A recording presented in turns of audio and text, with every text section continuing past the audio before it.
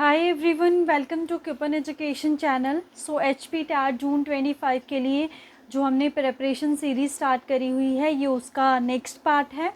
I hope इससे पहले मैंने केमिस्ट्री और फिज़िक्स के जो इम्पॉर्टेंट सेशन डाले हैं वो आपने देखे होंगे। अब की जो वीडियोस है उसमें हम केमिस्ट्री और फिज़िक्स को साथ में ही कर रहे हैं अपना, ठीक है। केमिस्ट्री और फिज़िक्स के जो भी इंपॉर्टेंट क्वेश्चंस हैं उनको एक ही पीडीएफ के अंदर हम सॉल्व कर रहे हैं, एक ही वीडियो के अंदर सॉल्व कर रहे हैं, ठीक है।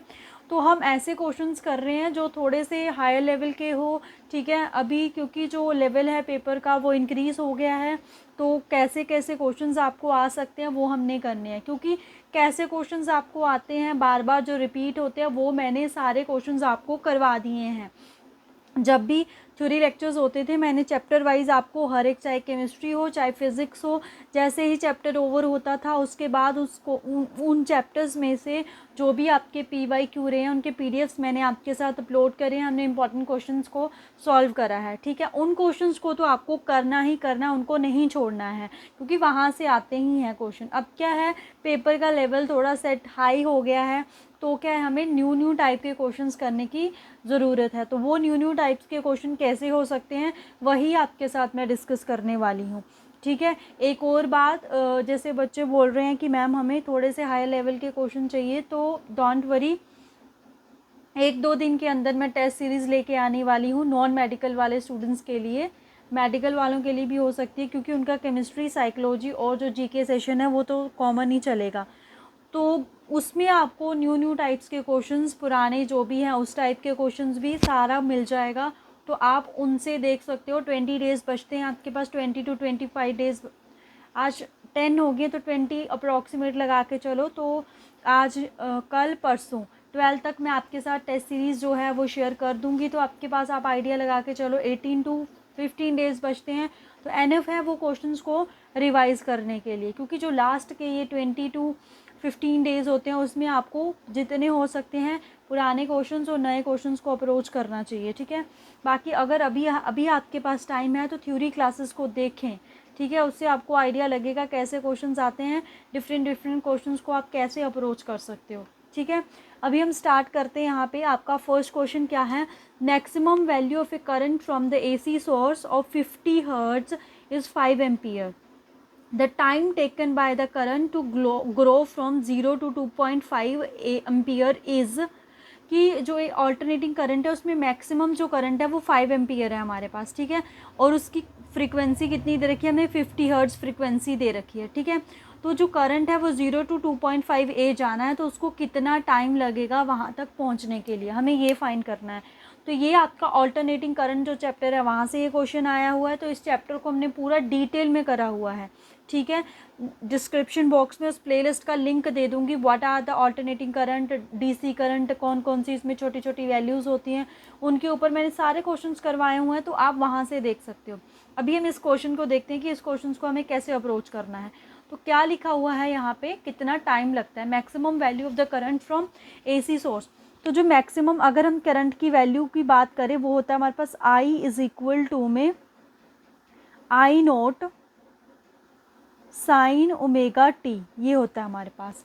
I इज इक्वल टू में I note sine omega T. अभी ओमेगा तो हमारे पास नहीं है, तो जो ये ओमेगा होता है ना, इसका फॉर्मूला होता है हमारे पास, क्या होता है फॉर्मूला, 2 पाई न्यू यहाँ पे आ जाएगा हमारा टी, ठीक है। क्या होता है फॉर्मूला, 2 पाई न्यू, यहाँ पे आ जाएगा हमारे पास, ये इसका फॉर्मूला होता है 2 पाई न्यू, यहाँ पे टी आ जाएगा, ठीक है। अब वैल्यूज़ पुट कर देते हैं। तो ये जो वैल्यू है ये हमारे पास मैक्सिमम करंट की, कितनी वैल्यू हमारे पास, ये 5, ठीक है। और यहाँ पे ये आई दे रखा है, तो आई की वैल्यू कितनी है, आई की जितनी हमें पहुँचानी है 2.5, ठीक है। कितनी हमारी वैल्यू, 2.5 आ गया। यहाँ पे साइन एज इट इज़, यहाँ पे 2 पाई की वैल्यू कितनी होती है 180 अपॉन में हमारे पास क्या दे रखा है, हमें फ्रीक्वेंसी कितनी दे रखी है 50, और यहाँ पे हमारा टी आ जाएगा। जो भी कैंसिल हो रहा है उसको कैंसिल कर देते हैं, पाई से पाई कैंसिल हो जाएगा। ये 5 यहाँ डिवाइड का उस तरफ, सॉरी मल्टीप्लाई का उस तरफ जाके क्या हो जाएगा हमारे पास, डिवाइड का, ऐसे। तो कितना बचता है हमारे पास, साइन यहाँ से बचेगा 36 अपॉन में 5 और t बचता है, ठीक है। इसको सॉल्व करेंगे तो ये हमारे पास 0.5 आएगा, तो 0.5 का मतलब होता है 1 अपॉन में 2। अभी हमें साइन ख़त्म करना है, ठीक है। 0.5 का मतलब है 1 अपॉन में 2, तो 1/2 हमें वैल्यू देखनी है कितने की होती है। तो साइन 30 डिग्री की वैल्यू कितनी होती है हमारे पास, 1 अपॉन में 2। तो यहाँ लिख दो 30 डिग्री, साइन 30 डिग्री, यहाँ पे आ जाएगा साइन 36 5 मल्टीप्लाई में t। तो साइन से साइन सीधा हमारे पास क्या हो जाएगा, कैंसिल हो जाएगा। अब देखो ये 30 भी कैंसिल हो जाएगा, हमारे पास 5 पे कैंसिल हो जाएगा, ये हमारा 6 पे कैंसिल हो जाएगा, ठीक है। तो यहाँ से अगर हम देखें तो कितना आता है, ये 5, यहाँ पे ये 5 डिवाइड का है और ये 6 नीचे का आ जाएगा हमारे पास, यहाँ पे आ जाएगा t, ठीक है। यहाँ पे हमारे पास क्या आ जाएगा, t।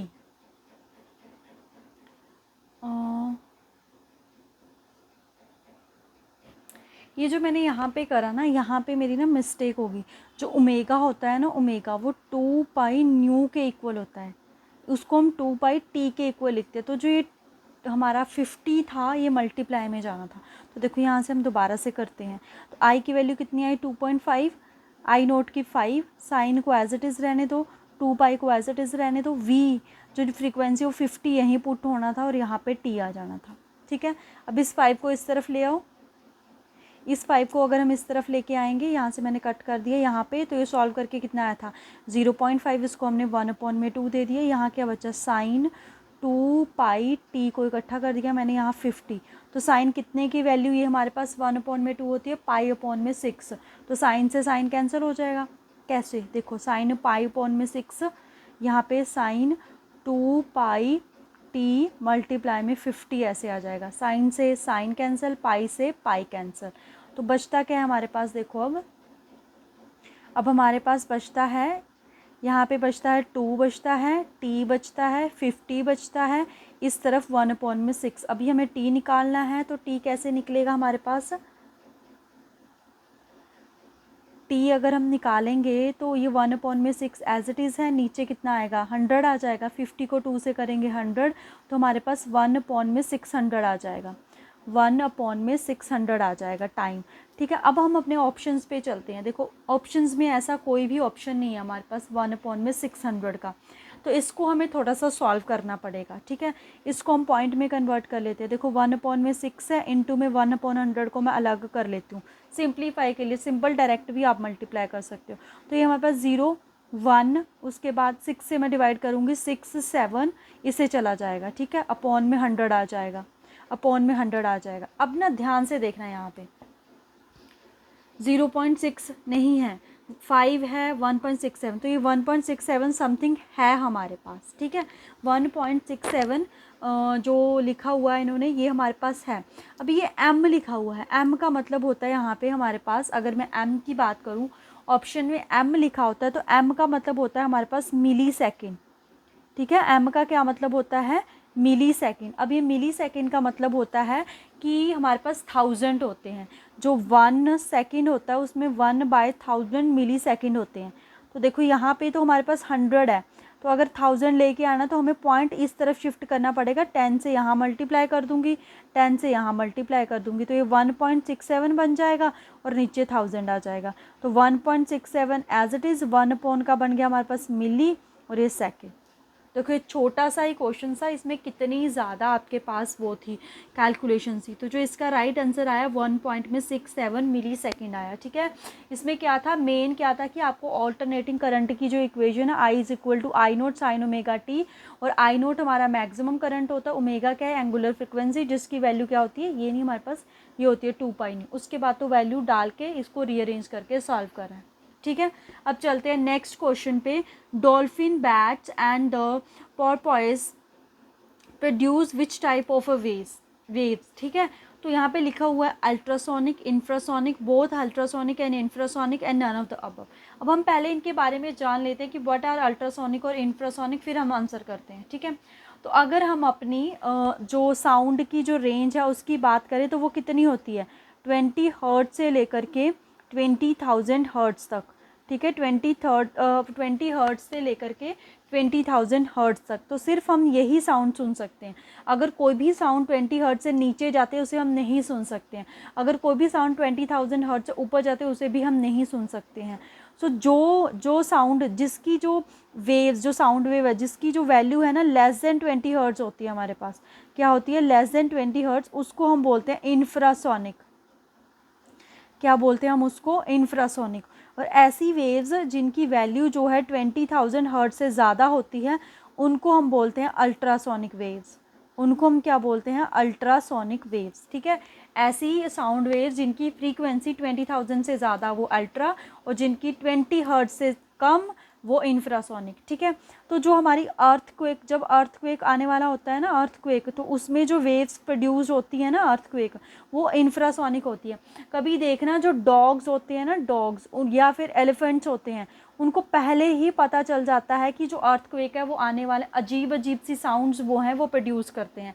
तो विच मीन्स कि जो डॉग्स और एलिफेंट्स है दैट्स आर इंफ्रासोनिक, मतलब कि इंफ्रासोनिक क्या हो गए, वो उसको सुन सकते हैं उन वेव्स को। और अल्ट्रासोनिक कौन सी होती है, जो ग्रेटर देन 20,000 हर्ट्ज होती है। तो ये जो डॉल्फिन्स होगी, हमारी बैट्स हो गए, पॉपॉइज हो गए, ये सारे क्या है हमारे पास, ये हमारे पास अल्ट्रासोनिक जो वेव्स है या साउंड्स है उनको वो प्रोड्यूस्ड करते हैं डॉल्फिन। तो उसका आंसर क्या हो जाएगा, हमारा राइट आंसर क्या है, ultrasonic. Infrasonic less than 20, ultrasonic greater than 20,000 hertz. ठीक है, नेक्स्ट क्वेश्चन है आपके पास, तो नेक्स्ट क्वेश्चन को देखते हैं। नेक्स्ट क्वेश्चन है, in the inner ear the pressure variation are turned into electrical signals by, कि जो हमारा इनर ईयर है उसमें जो प्रेशर वेरिएशन है वो इलेक्ट्रिकल सिग्नल्स में कैसे, किस कौन कन्वर्ट करता है उसको, ये ईयर के पार्ट्स के ऊपर क्वेश्चन है, तो वो हमारा कोकेलिया। ठीक है, कोकेलिया जो है ये ईयर्स के पार्ट्स के ऊपर है, तो ईयर में जो पार्ट्स होते हैं उनके ऊपर है ये क्वेश्चन, तो इसका आंसर क्या आ जाएगा आपका, सी। ठीक है, अब देखो, which Maxwell equation show that magnetic poles always exist in pair. तो जो मैग्नेटिक पोल्स होते हैं हमारे पास, साउथ पोल और नॉर्थ पोल, वो हमेशा ही पेयर्स में एग्जिस्ट करते हैं। जब हमने अपना मैग्नेटिक फील्ड वाला चैप्टर करा था वहाँ पे मैंने प्रॉपर्टीज़ में आपको बताया था कि जो मोनोपोल्स होते हैं वो एग्जिस्ट नहीं करते हैं, बट जो हमारा चार्ज है वो एज अ मोनोपोल एग्जिस्ट करता है, बट जो हमारे पोल्स है वो एज अ मोनोपोल एग्जिस्ट नहीं करते। तो मैक्सवेल ने बहुत सारी इक्वेशंस दी थी, तो वो कौन सी इक्वेशन है जो इस स्टेटमेंट को फुलफिल करती है, तो ये दोनों तो नहीं है। नेक्स्ट चलते हैं, तो कौन सी है, ये है कि the surface integral of the magnetic field is equal to zero. क्यों आया है ज़ीरो, क्योंकि ये जो सरफेस इंटीग्रल होता है ये हमारे पास, अगर हम बात करें, ये एक तरह से जैसे हमने इलेक्ट्रिक फील्ड में अपनी गॉस थ्योरम पढ़ी थी, इसमें भी गॉस थ्योरम होती है। तो हमारे पास जब मोनोपोल एग्जिस्ट ही नहीं करता है तो वैल्यू हमेशा क्या रहेगी, ज़ीरो। तो इसीलिए ये वाला जो है वो मोनोपोल्स को, उस स्टेटमेंट को फुलफिल कर रहा है। नेक्स्ट क्वेश्चन है, विच type of energy in store in capacitor. तो कैपेसिटर जो है उसमें किस टाइप की एनर्जी स्टोर होती है, तो उसमें हमारी इलेक्ट्रिकल एनर्जी स्टोर होती है। कौन सी एनर्जी स्टोर होती है, इलेक्ट्रिकल एनर्जी। तो कैपेसिटर क्या है, जो कैपेसिटेंस होता है हमारे पास, जैसे रजिस्टर रेजिस्टेंस को मेजर करता है, कैपेसिटर कैपेसिटेंस को मेजर करता है। इसकी यूनिट क्या होती है, फैरेड। ठीक है, इसके ऊपर भी क्वेश्चन आ जाता है, माइक्रो फैरेड, ये इसकी स्मॉल यूनिट हो जाती है। ठीक है, नेक्स्ट क्वेश्चन पे चलते हैं।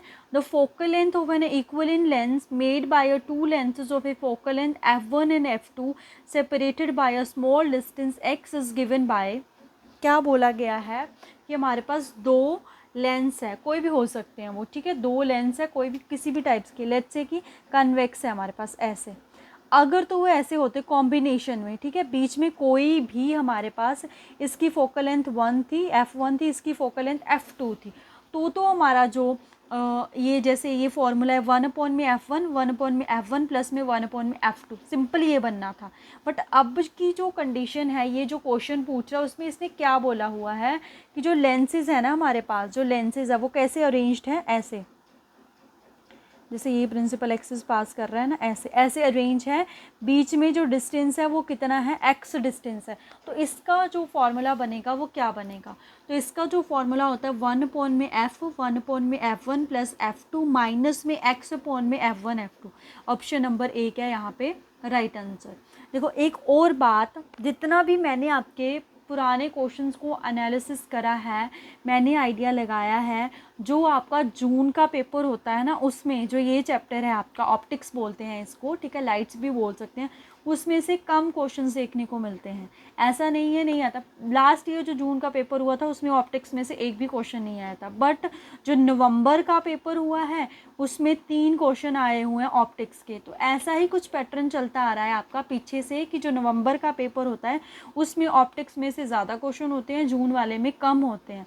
बट ज़रूरी नहीं है कि यही पैटर्न फॉलो, क्योंकि एग्जामिनर कौन है, हर बार एग्जामिनर अलग अलग होते हैं, तो पैटर्न चेंज हो सकता है।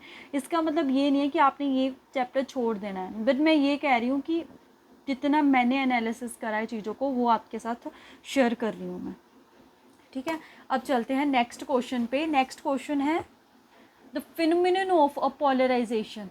The phenomenon of a polarization of a light indicates. तो जो पोलराइजेशन है, ठीक है, पोलराइजेशन में क्या है, लाइट के ट्रांसवर्स की जो लाइट है वो वेव्स तो होती है, ठीक है। देखो यहाँ पे 2-3 चीज़ें हैं वो बता देती हूँ मैं आपको।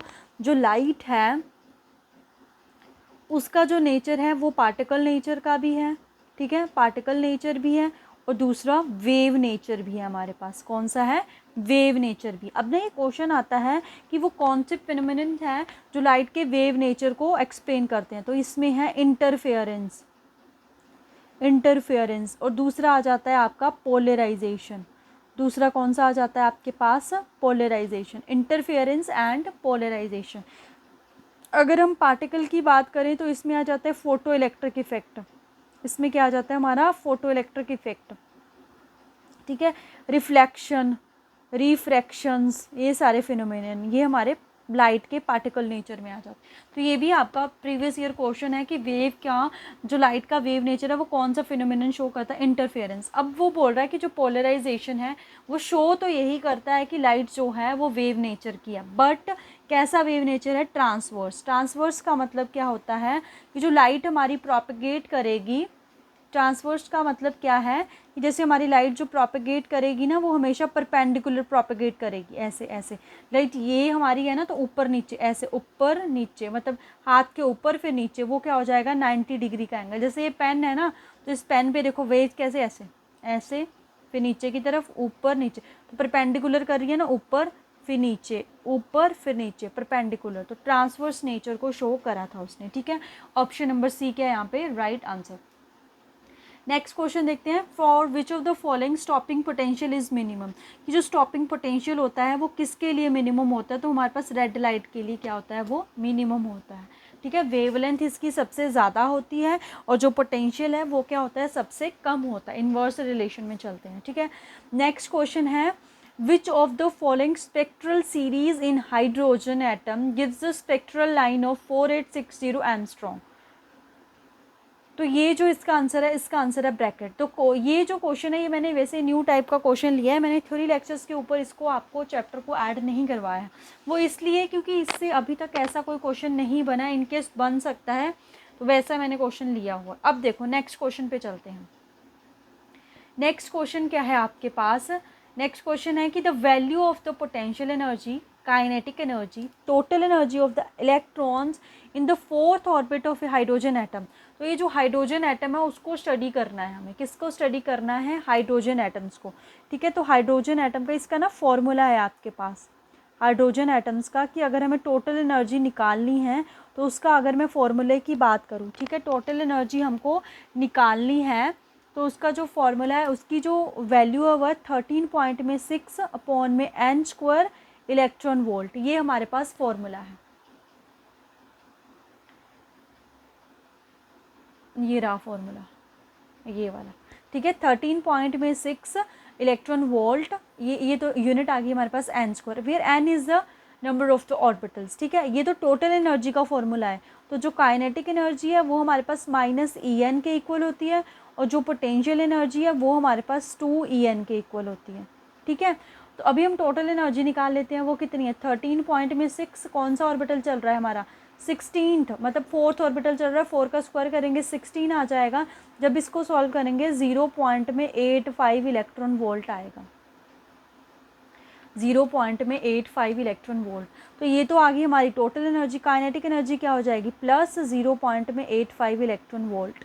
अब पोटेंशियल एनर्जी इसका डबल आ जाएगा, डबल करेंगे तो हमारे पास कितना आ जाएगा, 1.7 0 इलेक्ट्रॉन वोल्ट। अब देख लेते हैं, ऑप्शन से पता चल जाएगा हमें। देखो सबसे पहले पोटेंशियल एनर्जी बोली है उसने, तो पोटेंशियल एनर्जी हमारी ये आई है 1.7 इलेक्ट्रॉन वोल्ट, यहाँ पे भी 1.7 इलेक्ट्रॉन वोल्ट, दोनों ऑप्शन हो सकते हैं। उसके बाद उसने बोला हुआ है काइनेटिक एनर्जी, तो काइनेटिक एनर्जी आई हमारी 85 प्लस में, तो ऑप्शन नंबर सी क्या है यहाँ पे राइट आंसर। तो ये जो स्पेक्ट्रल सीरीज़ का क्वेश्चन है ये आपके हाइड्रोजन एटम का ही है, तो ये जो फॉर्मूला है इसको आप मार्क कर लीजिए, ठीक है। ये इंपॉर्टेंट फार्मूला है, यहाँ से आपकी जो टोटल एनर्जी है वो निकलती है -13.6 n²। तो अगर आपको ऑर्बिट्स दे रखे हैं, काइनेटिक निकाल सकते हो और पोटेंशियल भी निकाल सकते हो, ये आपका इंपॉर्टेंट फार्मूला है, इसको आप नोट कर लीजिएगा, ठीक है।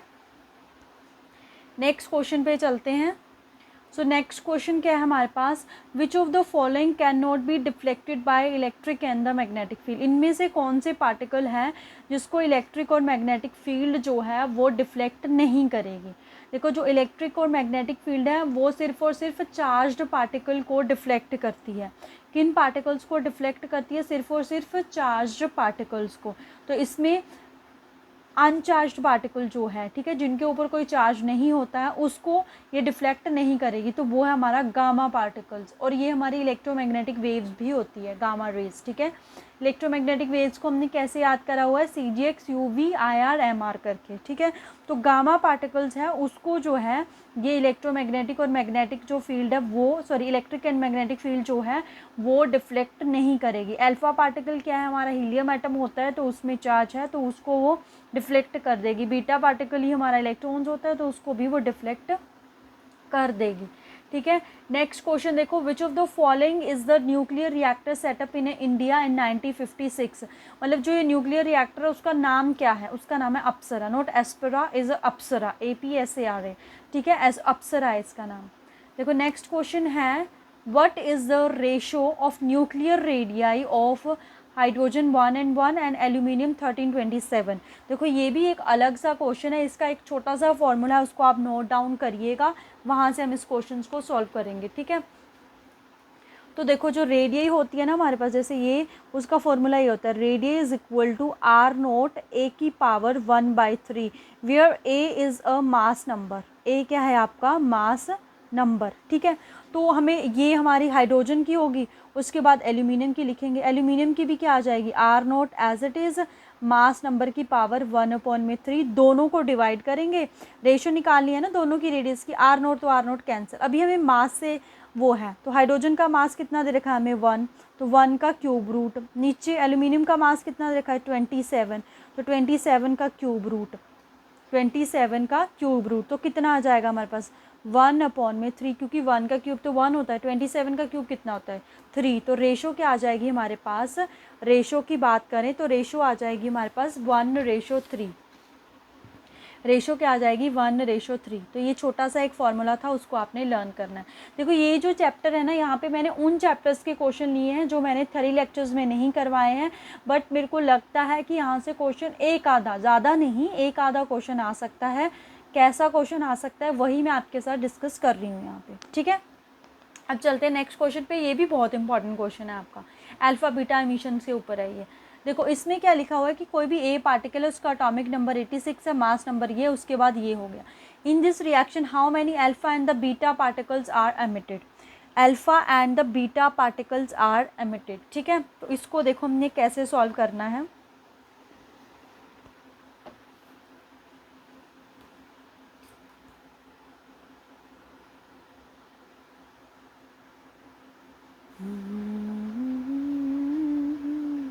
Just give me a second.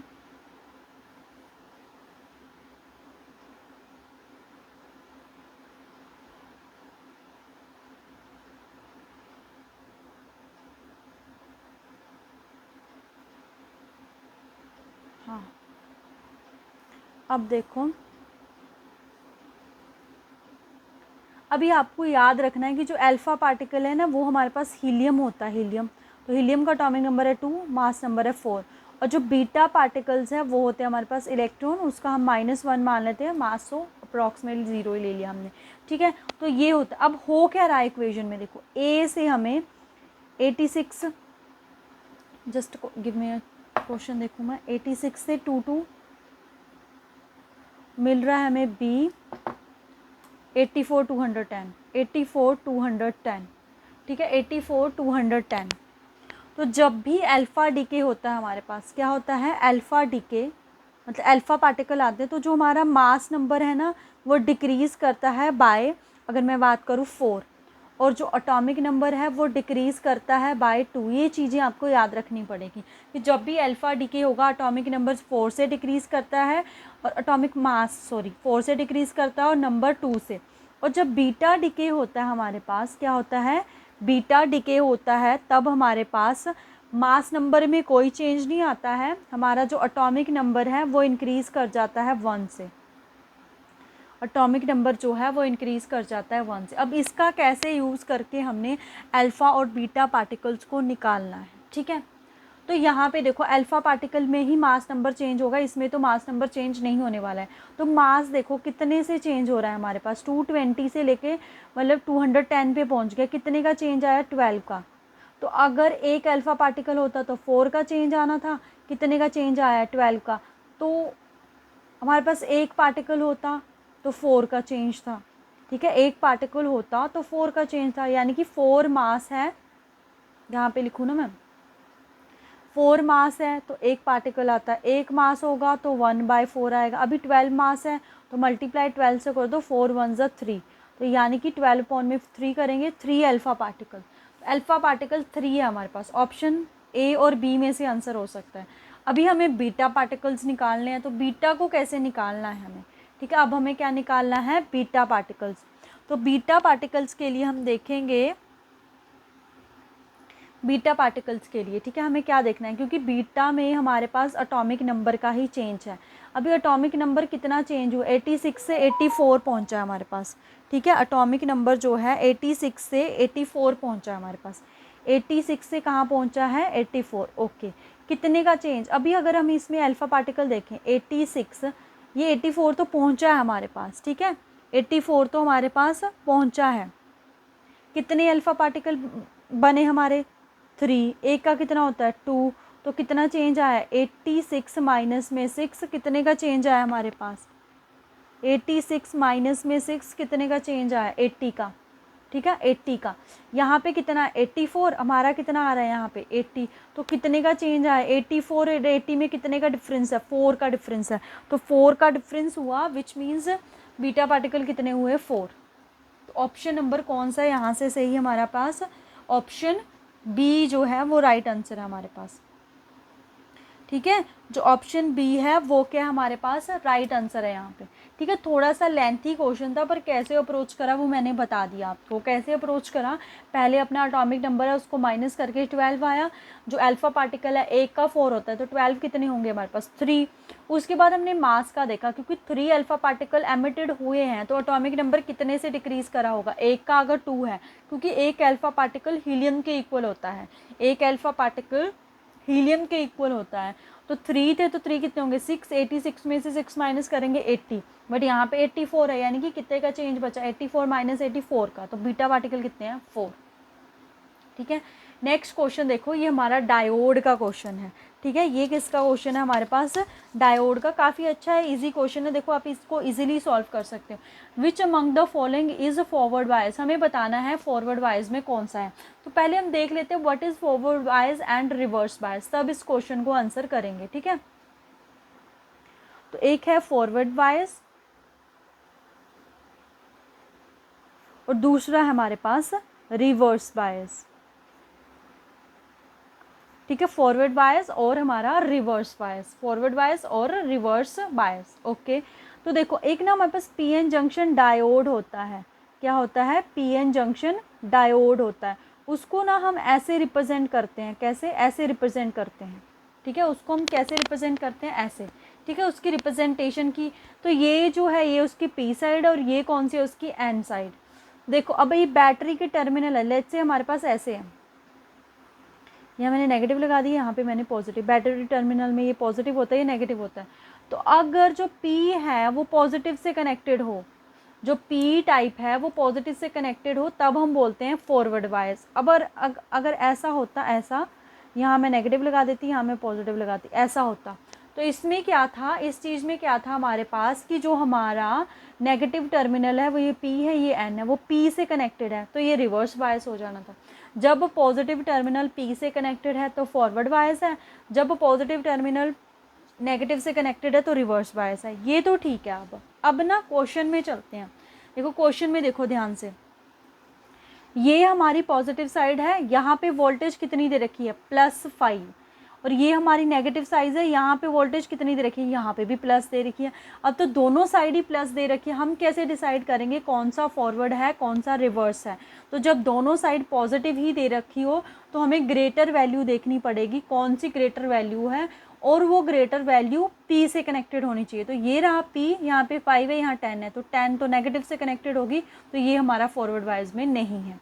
Okay, next पे चलते हैं। यहाँ पे -12 है, तो ये P है, P से माइनस कनेक्टेड है, और ये -V है हमारा, 5 कनेक्टेड है हमारा, तो ये तो माइनस से कनेक्टेड है, क्योंकि माइनस की जितनी ज़्यादा वैल्यू होंगी वो उतनी बड़ी वैल्यू होगी। ठीक है, इसमें वो मैथ्स वाला माइनस का कॉन्सेप्ट नहीं लगेगा कि -5 वोल्ट है तो ये बड़ी वैल्यू, नो, -12 वोल्ट है, क्योंकि ये डायरेक्शन चेंज हुई है, करंट की डायरेक्शन चेंज करती है, उसका मतलब ये नहीं है हमारे पास की जो वैल्यू है वो चेंज करे। तो -12 वोल्ट ही यहाँ पे बड़ा है, सॉरी ज़्यादा नेगेटिव है, तो ज़्यादा नेगेटिव है वो तो P से कनेक्टेड है, तो ये रिवर्स बायस में है। नेक्स्ट देखो हमारे पास, नेक्स्ट में क्या है, ये हमारा जो P है वो -10 से कनेक्टेड है, और ये जो है ये अर्थिंग है, अर्थिंग का मतलब है 0 वोल्ट, तो 0 बड़ा हुआ ना, क्योंकि ये तो नेगेटिव है, ये 0 है, तो ये तो हमारा नेगेटिव से कनेक्टेड है, तो ये भी हमारा फॉरवर्ड बायस में नहीं है। नेक्स्ट देखो, ये जो है ये N टाइप है, ये 0 से कनेक्टेड है, ये P टाइप है, ये +5 से कनेक्टेड है, तो +5 से कनेक्टेड है, ये यहाँ पे बड़े वाला P से कनेक्टेड है, तो ये हमारा फॉरवर्ड बायस में हुआ ऑप्शन नंबर डी आपका। ठीक है, ये हमारा फॉरवर्ड बायस में हुआ।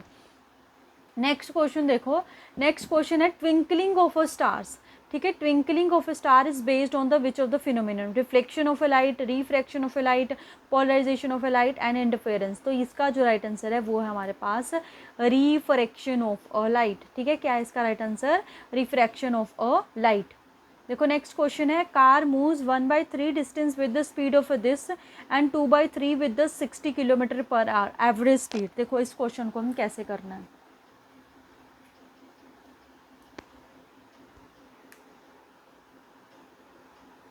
क्या बोल रहा है कि एक जर्नी है, लेट्स से यहाँ से यहाँ तक 1/2 उसने, और एक 2/3 है।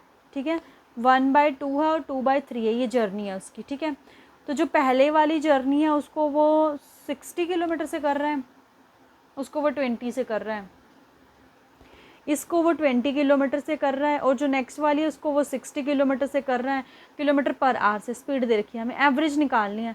तो जो एवरेज स्पीड है तो उसको हम कैसे निकालते हैं, निकाल देंगे टोटल डिस्टेंस अपॉन में टोटल टाइम करके। डिस्टेंस तो हमारा 1/2 और 2/3 है, तो इसको प्लस कर दो, 1/2 2/3 कितना आ जाएगा, ये एलसीएम कितना आएगा हमारे पास, 2 और 3 का एलसीएम आ जाएगा हमारे पास, नहीं 1/3 है शायद ना डिस्टेंस, हाँ नोट 1/2, इट्स 1/3, 1/3, तो एलसीएम 3 आ जाएगा, 1/2 करेंगे, 3/3, तो डिस्टेंस हो गया 1 किलोमीटर टोटल। ठीक है, डिस्टेंस कितना आ गया हमारे पास, 1 किलोमीटर टोटल आ गया डिस्टेंस। तो डिस्टेंस तो 1 किलोमीटर टोटल आ गया हमारे पास। ठीक है, अभी हमें निकालना है टोटल टाइम। तो टाइम का फॉर्मूला कैसे आएगा, टाइम का फॉर्मूला होता है डिस्टेंस अपॉन में स्पीड। तो देखो पहले का डिस्टेंस कितना है 1/2, और स्पीड कितनी है 20, तो कितना आ जाएगा, ये स्पीड 20 है, सॉरी ये 1/3 है, ये 1/3 है, तो 1/60 आर आ गया टाइम। दूसरा जो डिस्टेंस है वो कितना है 2/3, और जो हमारा स्पीड है वो कितनी है 60, इसको इससे कैंसिल कर दो 30 पे, कितना आ गया 1/90। अब हमें निकालना है टोटल टाइम, दोनों को प्लस कर दो, 1 प्लस में 60, 1 प्लस में 90, कैसे मर्जी सॉल्व कर लो। इसमें से मैंने 1/30 अंदर बाहर ले लिया, तो 1/2 और 1/3 बचता है। इसको सॉल्व कर देते हैं, एलसीएम आ जाएगा 6, यहाँ पे आ जाएगा 3, यहाँ पे आ जाएगा 2, और ये 1/30 ऐसे ही है।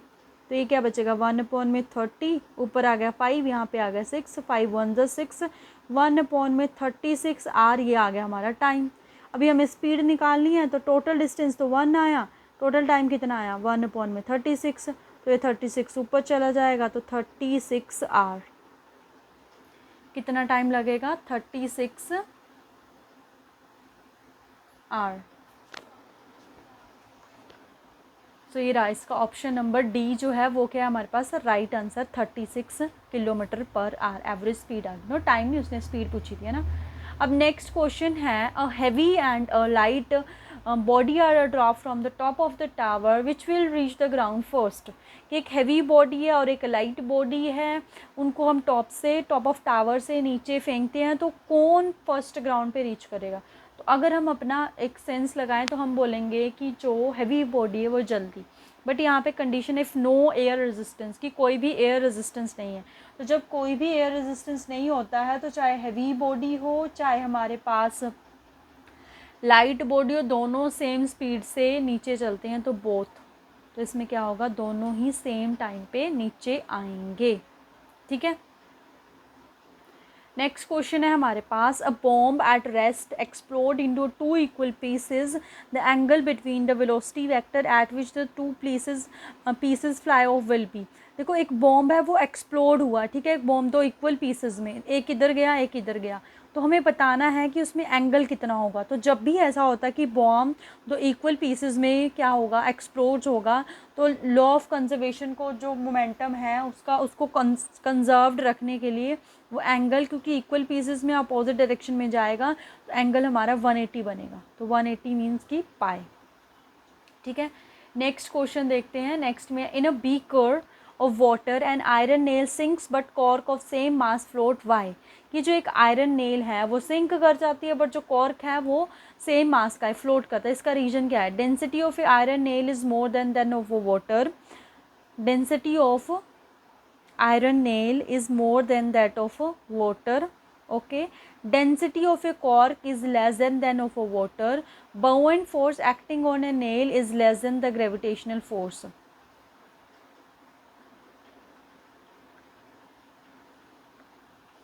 देखो जो इसका आंसर है ना वो ये रहेगा कि जो डेंसिटी है कॉर्क की, जो डेंसिटी है कॉर्क की वो लेस देन ऑफ वाटर है, क्योंकि वाटर से कम है। अगर डेंसिटी ज़्यादा होती तो उसने भी सिंक कर जाना था, बट वो फ्लोट कर रहा है, क्योंकि मास तो दोनों का सेम है, वो फ्लोट कर रहा है। उसका रीज़न है डेंसिटी, की डेंसिटी जो कॉर्क की है वो कम है as compare to iron nail, इसीलिए वो क्या कर रही है, वो फ्लोट कर रही है, वो सिंक नहीं कर रही है। ठीक है। नेक्स्ट क्वेश्चन पे चलते हैं। A force F is equal to this acts on a particle whose coordinates 1, 2, -2. Find the torque. देखो ये बड़ा अच्छा क्वेश्चन है आपके पास। ठीक है, आपको टॉर्क फाइंड करनी है। तो अगर आपको टॉर्क फाइंड करनी है तो टॉर्क फाइंड करने के लिए पहले आपको इसका फॉर्मूला आना चाहिए। पहले आपको फोर्स का, इसका टॉर्क का फॉर्मूला आना चाहिए, तभी जो है आप इस क्वेश्चन को सॉल्व कर पाओगे। अदरवाइज़ इस क्वेश्चन को सॉल्व करना मुश्किल है आपके लिए। ठीक है। ये मैंने ऐसे क्वेश्चन अपने, जब हमने स्केलर प्रोडक्ट, वेक्टर प्रोडक्ट, वो सारी चीज़ें करी थी, वहाँ पे डिस्कस करा था। वहाँ पे क्या करा था, डिस्कस करा था हमने। ठीक है। तो आपको क्या दे रखा है, ये फोर्स दे रखा है और आपको डिस्टेंस के कोऑर्डिनेट्स दे रखे थे, एक्स के कोऑर्डिनेट्स, वाई के कोऑर्डिनेट्स और जेड के कोऑर्डिनेट्स। एक्स का कोऑर्डिनेट्स आई कैप होता है, वाई का जे कैप होता है, जेड का के कैप होता है। तो मैंने इसका भी वेक्टर फॉर्म में कन्वर्ट कर लिया, आई प्लस में 2j सिंपल प्लस आई जे के लगा के उसको कोऑर्डिनेट फॉर्म में कन्वर्ट कर लो। अब जो टॉर्क होता है ना, टॉर्क वो हमारे पास फोर्स क्रॉस में डिस्प्लेसमेंट होता है, फोर्स क्रॉस में, यानी कि यहाँ पे क्रॉस प्रोडक्ट है। क्या है हमारा, क्रॉस प्रोडक्ट। तो हमें क्रॉस प्रोडक्ट फाइंड आउट करना है। तो मैंने अपनी जो वीडियोस है वहाँ पे आपको क्रॉस प्रोडक्ट सिखाया था कैसे, डिटर्मिनेंट मेथड से। यहाँ आई कैप आएगा, यहाँ जे कैप आएगा, यहाँ पे क्या आएगा, के कैप। तो पहले फोर्स का लिख लो, कितना है 2, 3, -2। डिस्टेंस का लिख लो कोफिशिएंट 1, 2, -2। अब हमें आई कैप फाइंड करना है, तो आई की रो भी छुपा लो, आई का कॉलम भी छुपा लो। कितना बचता है, 3 - 2, -6 मल्टीप्लाई होगी। उसके बाद एक माइनस पहले आएगा, 2 2 ज़ 4, माइनस आएगा साथ में प्लस का 4। उसके बाद minus J cap as it is, J का छुपा लो, कितना बचता है 2 2 ज़ -4, एक माइनस पहले आएगा, 1 को 2 से करेंगे माइनस आएगा साथ में +2। उसके बाद के कैप, के का छुपा लो, ये भी छुप गया, ये 2 2 ज़ 4, माइनस में 3। अब सॉल्व कर लेते हैं इसको, प्लस माइनस माइनस हो जाएगा, 6 में से 4 माइनस करेंगे कितना आ जाएगा, -2 आई कैप। ये भी -2 आ जाएगा और एक माइनस बाहर है, प्लस का 2 जे कैप और ये प्लस का के कैप। 2 आई कैप, 2 जे कैप और 2 के कैप क्या होगा यहाँ पे राइट आंसर। अब देखते हैं ऑप्शन से मिला के।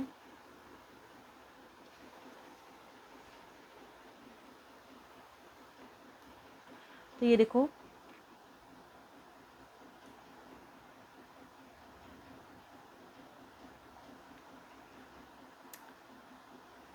23212 ये रहेगा यहाँ पे ना, दोनों में यहाँ पे प्लस आएगा, ये लिखने में प्रिंटिंग मिस्टेक हो जाती है कई बार, यहाँ पे माइनस आएगा ऐसे, ठीक है।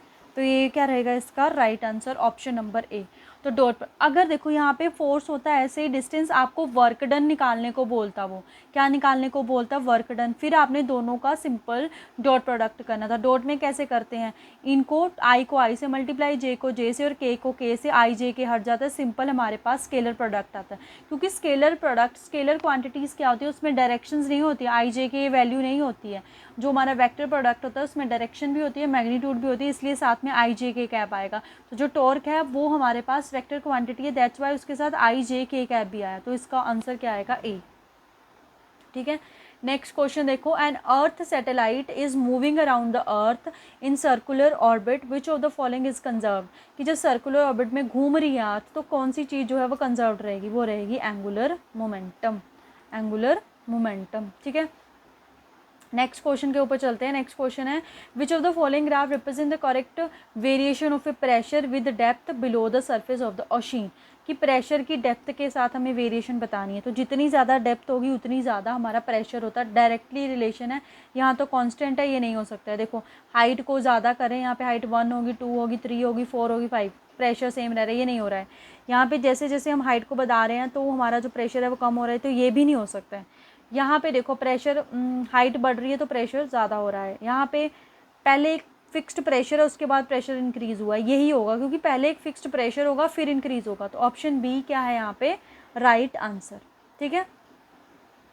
नेक्स्ट क्वेश्चन है हमारे पास, at what temperature Celsius scale and the Fahrenheit scale give the same reading, -42, -36, 85 degree और माइनस में 40 डिग्री। तो इसका राइट आंसर है माइनस में 40 डिग्री, ठीक है।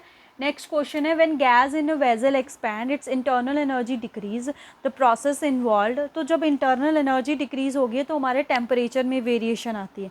टेम्परेचर में वेरिएशन तो आइसोथर्मल प्रोसेस नहीं हो सकता है, विच मीन्स आइसो लगा है ना जहाँ पे भी आइसो, उसका मतलब क्या होता है same, thermal means temperature, isobaric, बार मीन्स प्रेशर, प्रेशर की यूनिट होती है, आइसोकोरिक, कोरिक मीन्स वॉल्यूम, और ये एडियाबैटिक, यहाँ पे हीट कांस्टेंट रहती है।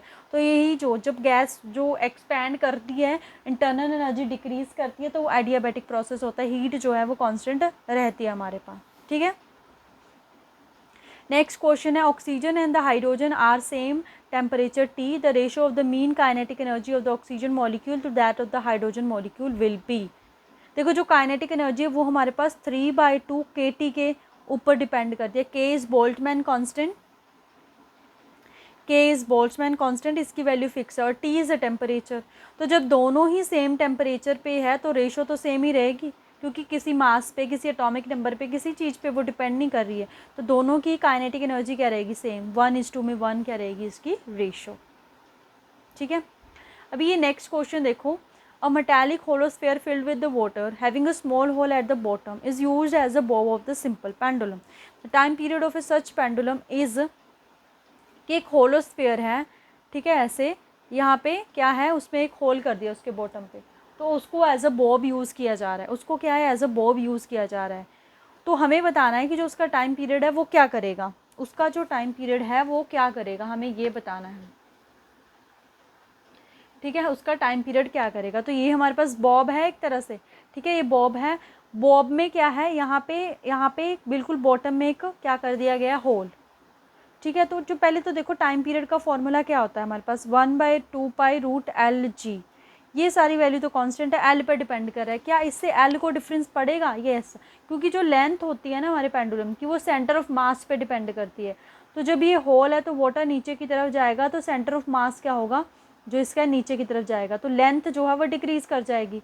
लेंथ डिक्रीज तो टाइम पीरियड क्या कर जाएगा, इंक्रीज। बट जब ऊपर से फिर से फिल करेंगे तो सेंटर ऑफ मास क्या करेगा, ऊपर की तरफ जाएगा, लेंथ क्या कर जाएगी, इंक्रीज, तो टाइम भी क्या कर जाएगा, इंक्रीज। तो जितना डिक्रीज हुआ उतना इंक्रीज कर गया, तो कोई चेंज नहीं आया उसमें, जितना डिक्रीज करा उतना ही इंक्रीज कर गया, तो ओवरऑल उसमें कोई भी चेंज नहीं आया हमारे पास, ठीक है। तो ये रिमेन कांस्टेंट, ऑप्शन बी क्या है यहाँ पे राइट आंसर। ठीक है, नेक्स्ट क्वेश्चन देखो, alternating current can not be measured by DC ammeter, क्यों? कि अल्टरनेटिंग करंट को हम डीसी एमीटर से मेजर नहीं कर सकते, इसका रीजन क्या है? AC can not pass through the DC ammeter, AC changes direction, AC value of a current AC over complete cycle is 0, DC emitter will be damaged। क्योंकि जो वैल्यू होती है इसकी AC की एक कंप्लीट साइकिल पे वो ज़ीरो हो जाती है, क्योंकि साइकिल कैसे होता है ऐसे, तो जो DC करंट है वो वैल्यू जीरो शो कर देगा, जबकि एक्चुअल में ऑल्टरनेटिंग करंट ज़ीरो नहीं होगा, तो इस वजह से हम नहीं मेजर करते, option number C. Last question देखो आज के फिजिक्स के सेशन का आप, तो लास्ट क्वेश्चन क्या है हमारे पास, 100 joule of heat is producing per second in a resistor of 4 ohm, then the potential difference at the end of the resistor will be। तो ये आप मेरे को कमेंट सेक्शन में बताओगे, ऐसा क्वेश्चन हमने बहुत बार करा है, ये पुराना ही क्वेश्चन है एक तरह से, आपके जितने भी आपके न्यू टाइप के क्वेश्चन है उनको कैसे अप्रोच करना है वो मैंने आपके साथ डिस्कस करे हैं, ये आपका पुराने कॉन्सेप्ट के अकॉर्डिंग है, तो ये आप मेरे को आंसर करोगे 20, 22, 12, 24 क्या इसका आंसर होगा। ठीक है, ज़रूरी नहीं जो यहाँ पे आंसर लिखे हैं वो हमेशा ही सही होते हैं, यहाँ पे कई बार आंसर गलत होते हैं, तो इन पे नहीं जाना है कि ये लिखा हुआ है तो ये हो सकता है, आपने सॉल्व करके मेरे कौन से बताना है इसका, राइट। अब हम करते हैं अपने केमिस्ट्री के इंपॉर्टेंट क्वेश्चन। सो केमिस्ट्री के देखते हैं इंपॉर्टेंट क्वेश्चन। देखो सबसे पहले लिखा हुआ the formula of picric acid, तो पिक्रिक एसिड का फॉर्मूला बताना है, आपके पास स्ट्रक्चर बने हुए हैं उसमें से देख के, तो पिक्रिक एसिड का फॉर्मूला ये है, जो पिक्रिक एसिड एक तरह का फिनोल ही है, तो फिनोल क्या होता है, बेंजीन रिंग के ऊपर OH, तो phenol is a weak acid, वो इतने ज़्यादा स्ट्रॉन्ग एसिड नहीं होते हैं, बट जब हमने उसके साथ 3 इलेक्ट्रॉन विदड्रॉइंग ग्रुप लगाए हैं उसकी वजह से उसकी एसिडिटी इंक्रीज़ कर जाती है, और यही हमारा पिक्रिक एसिड है, वेरी वेरी स्ट्रॉन्ग एसिड होता है, तो ये इसका फॉर्मूला ध्यान से देख लीजिएगा पिक्रिक एसिड को। ठीक है, नेक्स्ट क्वेश्चन के ऊपर चलते हैं हम।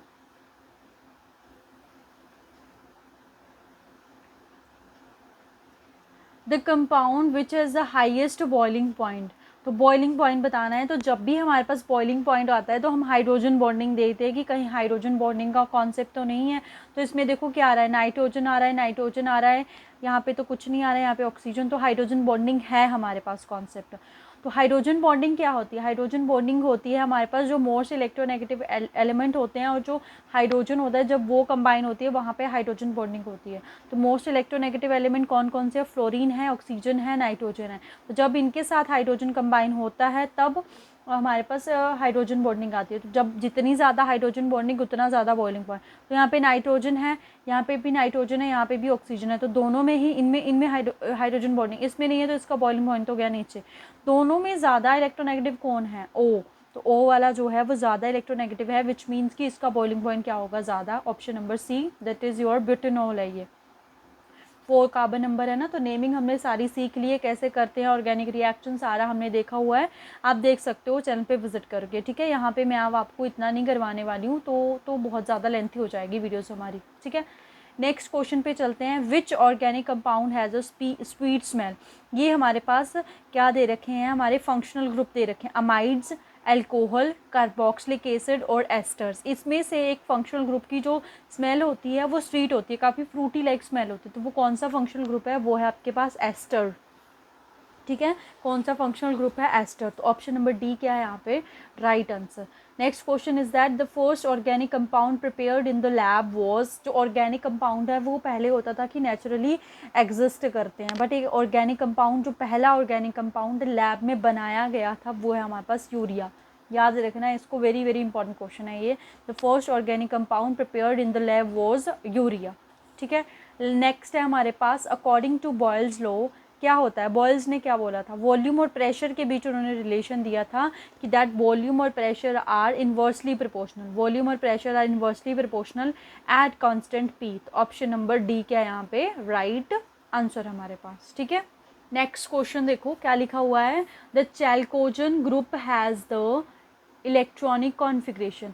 अब इस क्वेश्चन का आंसर करने के लिए आपको पहले पता होना चाहिए चैल्कोजन कौन सा ग्रुप होता है, कौन सा ग्रुप होता है चैल्कोजन, तो चैल्कोजन्स आर 50th ग्रुप, तो अगर वो 50th ग्रुप है तो उसमें 5 वैलेंस इलेक्ट्रॉन, तो देखो 5 वैलेंस इलेक्ट्रॉन किस में आ रहा है, 3 to 5 इसमें, NH2P3 ये होती है उसकी general electronic configuration, because chalcogen nitrogen family वाला जो ग्रुप है वो आप सो सॉरी चैल्कोजन्स हमारे 16th ग्रुप होता है, ये नहीं होगा, chalcogen is a 16, sorry for the mistake, pnictogen होता है हमारे पास 50th ग्रुप का, तो चैल्कोजन 60th ग्रुप का होता है, तो 60th उसमें 6 valence electron, P block element है, तो पी ब्लॉक की जनरल इलेक्ट्रॉनिक कॉन्फ़िगरेशन होती है NS2 और पी में चलते हैं 1 2 3 4 5, तो हमें 6 करने हैं, तो 2 यहाँ पे आगे 4 यहाँ पे, B is the right answer.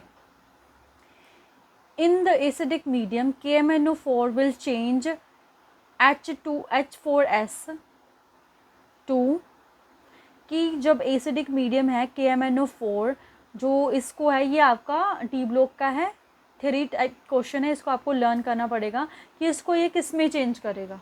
ठीक है, ये जो क्वेश्चन है ना इसमें कहीं पे मिस्टेक है, मैं ये आपको नहीं करवाने वाली हूँ। ठीक है, नेक्स्ट क्वेश्चन चलते हैं। Which of the following is responsible to rule out the existence of a definite parts of a electron. ये शायद से क्वेश्चन हमारा पिछला जो मैंने इंपॉर्टेंट क्वेश्चन का सेशन लिया था वहाँ पे भी आया था, तो इसका आंसर आप मेरे को कमेंट सेक्शन में बताओगे, मैं यहाँ पे इसका आंसर नहीं बताने वाली हूँ आपको। इससे पता चलेगा कि आप कितना फॉलो कर रहे हो हमारे इंपॉर्टेंट क्वेश्चन के सेशन को।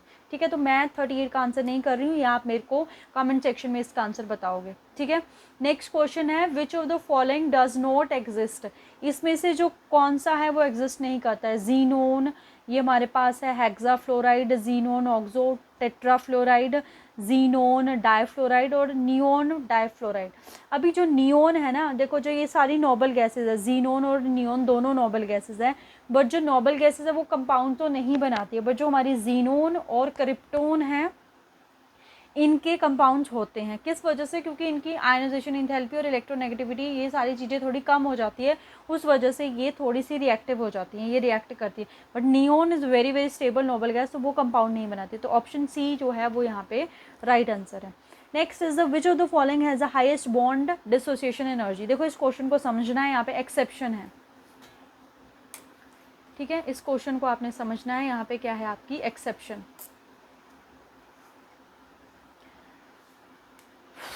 यहाँ पे कर रही हूँ मैं ऐसे, क्या बोला गया? F2 है, Cl2 है, Br2 है, I2 है। इसमें बताना है बॉन्ड डिसोसिएशन एनर्जी। देखो ये फ्लोरीन है और ये दूसरा फ्लोरीन होगा, क्लोरीन का साइज़ थोड़ा बड़ा होगा ऐसे, ब्रोमीन साइज़ थोड़ा और बड़ा होगा, आयोडीन साइज़ थोड़ा और बड़ा होगा क्योंकि down the group size increase करता है, तो इनमें बने हुए हैं बॉन्ड, इनमें बने हुए हैं बॉन्ड। तो जितना पॉजिटिव चार्ज, जितना साइज़ छोटा होता है, हमने पढ़ा हुआ है जितना साइज़ छोटा होता है उतना ज़्यादा अच्छा बॉन्ड बनता है, तो यानी कि F2 का बॉन्ड सबसे अच्छा है, तो स्ट्रॉन्ग बॉन्ड है, तो इसको ब्रेक करने के लिए ज़्यादा एनर्जी चाहिए, बट ऐसा नहीं है हमारे पास। क्यों? क्योंकि ड्यू टू स्मॉल साइज़ क्या हो जाता है हमारे पास, due to small size electron repulsion occur, electron repulsion occur, कि इलेक्ट्रॉन्स में रिपल्शन होनी स्टार्ट हो जाती है, उसकी वजह से ये जो बॉन्ड है वो अनस्टेबल हो जाता है F2 वाला as compare to Cl2। Cl2 में क्या है, साइज़ भी कंपेरेबल है, और जो साइज़ क्योंकि थोड़ा बड़ा है तो रिपल्शन नहीं हो पाती है, तो रिपल्शन नहीं हो पाती है तो हमारे पास स्टेबिलिटी क्या आ जाती है, ज़्यादा स्टेबिलिटी ज़्यादा, तो बॉन्ड स्ट्रॉन्ग, तो उसकी जो बॉन्ड डिसोसिएशन एनर्जी है वो भी क्या होगी, ज़्यादा होगी हमारे पास। ठीक है, तो इसका जो राइट आंसर है वो क्या आया हमारे पास, अगर हम बात करें इसका जो राइट आंसर है वो आया हमारे पास क्लोरीन Cl2। ठीक है, next question, which of the following has the highest E upon में M वैल्यू। देखो E तो सभी के लिए कांस्टेंट रहेगा, M है मास, तो जिसका मास कम होगा उसकी वैल्यू ज़्यादा होगी। तो प्रोटॉन और न्यूट्रॉन्स का मास अप्रॉक्सीमेटली सेम माना जाता है, इलेक्ट्रॉन का मास कम होता है एज़ कम्पेयर टू प्रोटॉन और न्यूट्रॉन, दैट्स वाई जो इलेक्ट्रॉन है वो मूव भी करते हैं हमारे पास, जो इलेक्ट्रॉन है वो क्या करते हैं, मूव करते हैं, तो इसका मास कम है, तो इसी की वैल्यू सबसे ज़्यादा होगी, ऑप्शन नंबर ए। ठीक है, नेक्स्ट क्वेश्चन है the relationship between Cp and Cv for an ideal gas is, तो Cp माइनस में Cv इज इक्वल टू में R, ये होता है रिलेशन, Cp माइनस में Cv इज इक्वल टू में R, ये रिलेशन है। ये स्पेसिफिक हीट से at constant pressure, specific heat at constant volume, और ये हमारा गैस कांस्टेंट होता है। ठीक है, नेक्स्ट है मिसिल्स आर, तो ये क्वेश्चन हमने पहले भी करा है, तो इसका आंसर आप मेरे को कमेंट सेक्शन में बताओगे कि मिसिल्स जो हैं वो क्या होती है हमारे पास। नेक्स्ट क्वेश्चन है which is the most suitable method to protect the frying pan from corrosion, कि जो फ्राइंग पैन है उसको हमें कोरोजन से बचाना है, कौन सा बेस्ट मेथड है, applying grease, applying paint, galvanization by zinc, या ऑल ऑफ द अबव। तो जो फ्राइंग पैन है उसको हम पेंट थोड़ा ना करेंगे, ना ही उस पर ग्रीज लगाएंगे, galvanization by zinc is the best method. ठीक है, यूटेंसिल्स को कोरोजन होने के लिए बचाया जाता है, तो galvanised by zinc. Next question है which one of is not allotrope of a carbon, इसमें से कौन सा जो है वो कार्बन का एलोट्रोप नहीं है। Butane, diamond, graphite, Buckminster, fullerenes. तो diamond, graphite, Buckminster, fullerene, all three are the allotropes of a carbon. Butane is not a allotrope of a carbon. तो राइट आंसर क्या है यहाँ पे, ब्यूटेन। ठीक है। नेक्स्ट क्वेश्चन है to prepare bleaching powder Cl2 gas is passed through, कि bleaching powder बनाने के लिए Cl2 गैस की किसके साथ रिएक्शन होती है। तो इसके लिए आपको ब्लीचिंग पाउडर का फॉर्मूला आना चाहिए, तभी आप इसका आंसर कर पाओगे। तो ब्लीचिंग पाउडर का फॉर्मूला क्या होता है हमारे पास, CaOCl2। CaOCl2 मतलब कैल्शियम है उसमें, तो कैल्शियम हाइड्रोक्साइड सोल्यूशन के साथ उसको क्या करवाते हैं, ट्रीट करवाते हैं। नेक्स्ट क्वेश्चन पे चलते हैं। नेक्स्ट क्वेश्चन है 30 पॉइंट में 110 इंटू में 10⁻23 helium atom has how many moles of helium. तो हमें नंबर ऑफ़ मोल्स निकालने हैं, हमें नंबर ऑफ़ एटम्स दे रखा है। ठीक है, हमें क्या निकालना है, हमें निकालना है नंबर ऑफ़ मोल्स, एन निकालना है हमें, नंबर ऑफ़ एटम्स दे रखा है। तो हम कैसे निकालते हैं, क्या फॉर्मूला बनाया हुआ है, गिवन एटम्स, कि जो हमारे गिवन एटम्स है वो अपॉन में एवोगाड्रो नंबर। तो गिवन एटम है 30 पॉइंट में 110 शायद से, इंटू में 10⁻23। ठीक है। एवोगाड्रो नंबर क्या होता है, 6.022 इंटू में 10⁻23। इससे ये कैंसिल, अप्रॉक्सीमेटली 6 है, ये 50 है, तो 5 मोल आना चाहिए अप्रॉक्सीमेटली आंसर। तो है ऑप्शन में 5 मोल इज़ द राइट आंसर। ठीक है। नेक्स्ट क्वेश्चन है the given chemical equation given below represent which type of a chemical reaction. इसमें से ये कौन सी केमिकल रिएक्शन है। तो यहाँ पे देखो ये SO4 सोडियम के साथ था, यहाँ पे SO4 बेरियम के साथ है। ये क्लोरीन बेरियम के साथ था, यहाँ पे क्लोरीन सोडियम के साथ है। तो जो ग्रुप है वो एक दूसरे के साथ डिस्प्लेस हुए हैं, दो ग्रुप हुए हैं, तो डबल डिस्प्लेसमेंट रिएक्शन। ठीक है। नेक्स्ट क्वेश्चन है when KCl salt is added to distilled water the resulting pH will be. देखो ये सॉल्ट है, तो सॉल्ट का तो हम 0 लगा के चलो, हम बोलते हैं pH। उसके बाद डिस्टिल्ड वाटर है, इसका ये न्यूट्रल होता है, इसका pH 7 होता है। जब इन दोनों को मिक्स करेंगे तो जो pH वाटर का है वही रहेगा हमारे पास, तो 7 इज़ द राइट आंसर। ठीक है। घुमा के क्वेश्चन दिया गया था, बट कोई मुश्किल नहीं है ये। ठीक है। नेक्स्ट क्वेश्चन पे चलते हैं। NO2 react with water to form. जब NO2 को हम वाटर के साथ रिएक्ट करते हैं तो हमारे पास क्या बनता है, नाइट्रिक एसिड प्लस में nitrous oxide, nitric acid plus में nitrous oxide, that is C। Next is very very important question. The number of a sigma and the pi bonds present in the compound 1, 3, 5, 6 octatetraene। पहले structure आना चाहिए तभी हम इसका answer कर पाएंगे। ठीक है, क्या है इसका स्ट्रक्चर आना चाहिए तभी हम इसका आंसर जो है वो कर पाएंगे। तो क्या लिखा हुआ है that 1, 3, 5, 6 octatetraene। Oct means 8 carbon है, 1, 2, 3, 4, 5, 6, 7, 8, 3, 3, 6 और 8। 1 पे डबल बॉन्ड है, 1 कार्बन हो गया, 2, 3 पे डबल बॉन्ड है, 5 पे डबल बॉन्ड है, 6 है ये, 1 मिनट,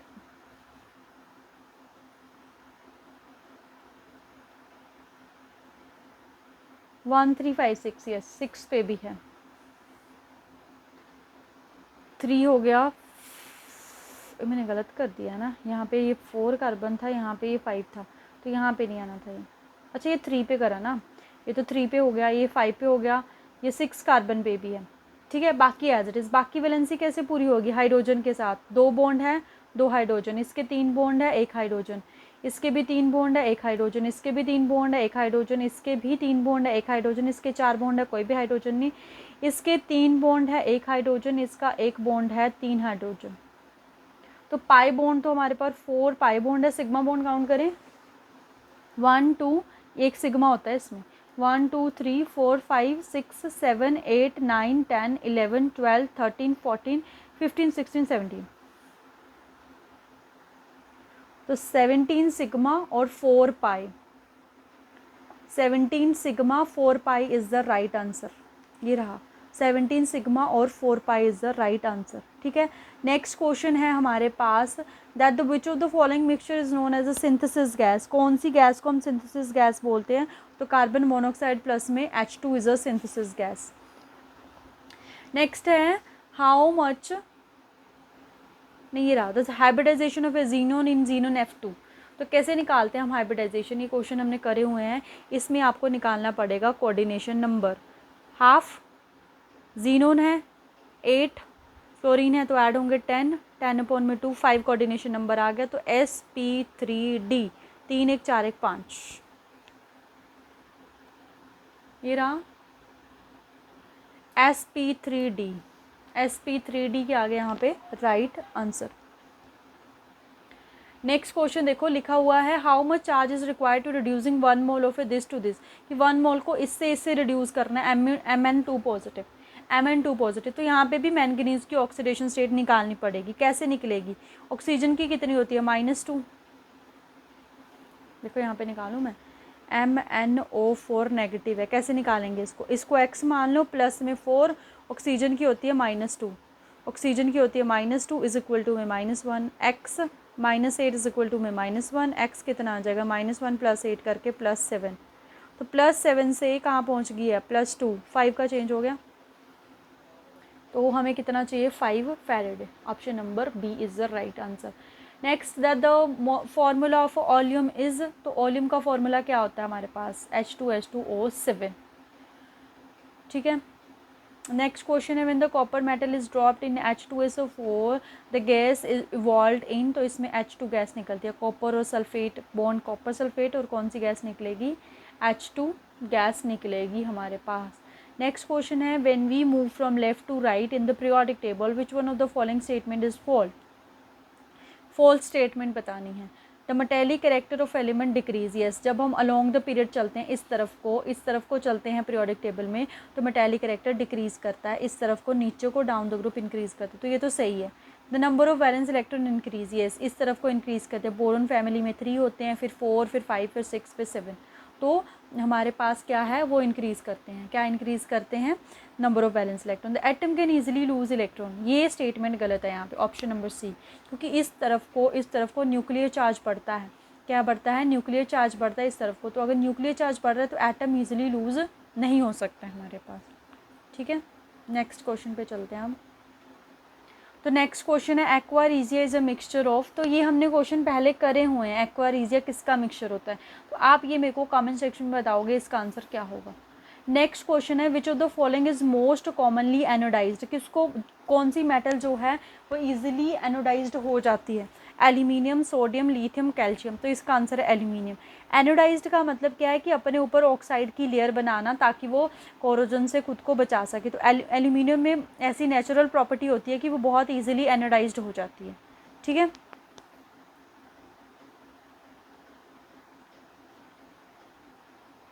तो हमें लास्ट क्वेश्चन करना है, लास्ट क्वेश्चन देखते हैं आज के सेशन का। विच of the following reaction is a thermite process, इसमें से कौन सी रिएक्शन जो है वो थर्माइट प्रोसेस को बता रही है?